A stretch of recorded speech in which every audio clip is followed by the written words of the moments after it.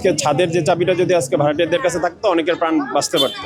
এটা কিছুই বোঝা যাচ্ছে না আসলে, ওনারা দোতলায় কিভাবে কি হয়েছে এটা তো আসলে কিছু বলা যাচ্ছে না। বাট সিলিন্ডার সব নিচে, সিলিন্ডার থেকে হওয়ার কোনো অপশন নেই আর কি। শুরু থেকে এটা আমাদের সব সিলিন্ডার নিচেই ছিল, কখনোই সিলিন্ডার উপরে কেউ ইউজ করেনি। সামনের সাইডে বাড়িওয়ালা দোতলার হাফ অংশ আর হচ্ছে তিনতলা পুরোটা হচ্ছে বাড়িওয়ালা নিজে থাকে। এটা আমি এখনো কে মারা গেছে স্পেসিফিকলি জানি না, বাট শুনেছি 5 তলা পেছনের সাইড আর 6 তলা সামনের সাইড, ওখান থেকে মারা গেছে। সকালবেলাতেও ম্যাক্সিমাম বাড়ি হয়তো ছাদ বন্ধই ছিল, আমরা তো ছাদেও যাইনি তখন সকালবেলায়। বাড়িওয়ালা মারা গেছে, কয়েকজন বললেন বাড়িওয়ালা ছেলে। বাড়িওয়ালা সকালে আমি দারোয়ানকে জিজ্ঞেস করেছিলাম যে জুয়েল সাহেব উনি কোথায় আছে, সেফ আছে তো? বললো যে না, ছাদ তো সকালবেলায় বিক্রমপুর চলে যাচ্ছিল, উনি যাওয়ার অনেক পরে নাকি আগুনটা লাগছে। 3 তলা ফুল পুড়ে ছাই হয়ে গেছে, কিচ্ছু নেই, ওনারা আগে নিচে নেমে গেছিল আর কি। বাট 4 তলা 5 তলা ওনারা, 4 তলার ওনারাও নামতে পারছে, ফায়ার সার্ভিস এসে উদ্ধার করছে। বাট 6 তলার ওনারা নামতে পারেনি, 5 তলার ওনারাও নামতে পারেনি, হয়তো ধোয়ার কারণে আটকা পড়ছে, সকালবেলা ঘুমেছিল হয়তো, বা ওনারা খেয়ালও করতে পারেনি। আসলে প্রতিটা ঘটনার পরে আমরা আসলে এটা নিউজ করি, অনেক কথা বলি, তারপর আবার ভুলে যাই। যেমন আজকে ছাদের যে চাবিটা যদি আজকে ভাড়াটিয়াদের কাছে থাকতো অনেকের প্রাণ বাঁচতে পারতো। আজকে আমাদের মেন গেটের চাবি ভাড়াটিয়াদের কাছে থাকে না। আল্লাহ না করে কখনো যদি ভূমিকম্প হয়, তখন ভূমিকম্প হওয়ার পর এটা নিয়ে অনেক কথা হবে, কিন্তু তখন আর লাভ হবে না।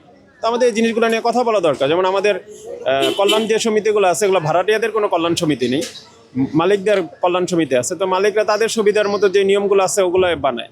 তো এই জিনিসগুলো সরকার থেকেও কিছু আসা দরকার, যে ভাড়াটিয়ার সেফটি, সিকিউরিটি, কমফোর্টেবিলিটি, এই জিনিসগুলো থাকা দরকার।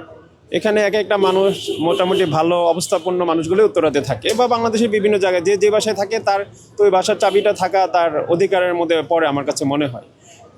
99% মানুষই ভালো থাকবে, হয়তো 1% হয়তো চোর থাকতে পারে বা তার চেয়ে কম।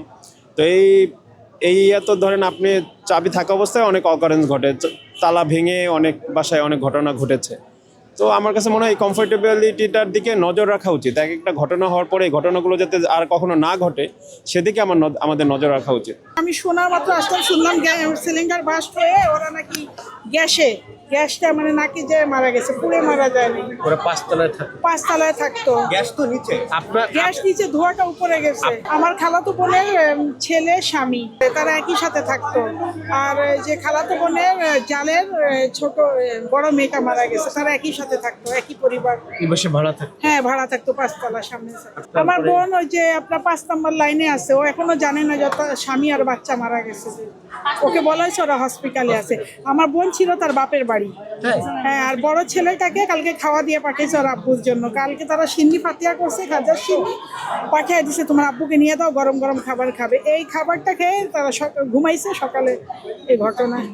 আমার বোনের ছোট বাচ্চা বেঁচে আছে, তারা বাপের বাড়ি ছিল, আমার বোন তার বাবার বাড়ি ছিল। যারা ছিল তাদের মধ্যে 3 জন মারা গেছে, আর আমার বোনের যা আর ছোট বাচ্চা ওরা বারান্দায় ছিল, ওরা বেঁচে গেছে। হ্যাঁ, এই বাসায় বেঁচে গেছে, 5 তলায়।